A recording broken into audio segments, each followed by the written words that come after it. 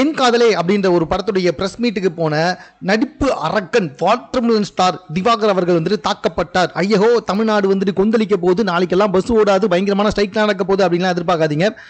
டிராமாலாம் போடாத கிளம்பி அப்படின்னு சொல்லிட்டு துரத்தி அனுப்பிச்சு விட்டுருக்காங்க பத்திரிகையாளர்கள்.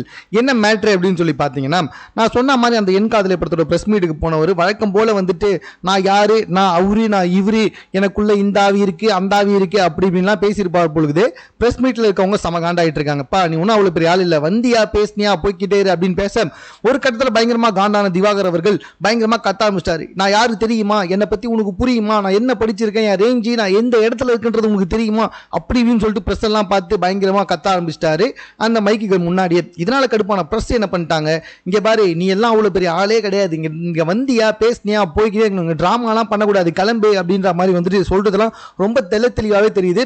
மறுபடியும் வந்து திவாகர் அப்ப நீ மட்டும் நான் பிரியாளா அப்படின்னு சொல்லிட்டு பிரஸ் கிட்ட எகிரிட்டு போறாரு.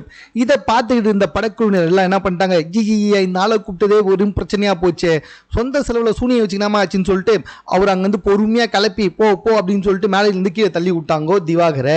ஸோ இதனால செம்ம கடுப்பாயிட்டாரு திவாகர், அங்கிருந்து கிளம்பிட்டாரு. ஆனா பிரஸ் எல்லாமே வந்துட்டு செம்ம கடுப்பாயிட்டாங்க.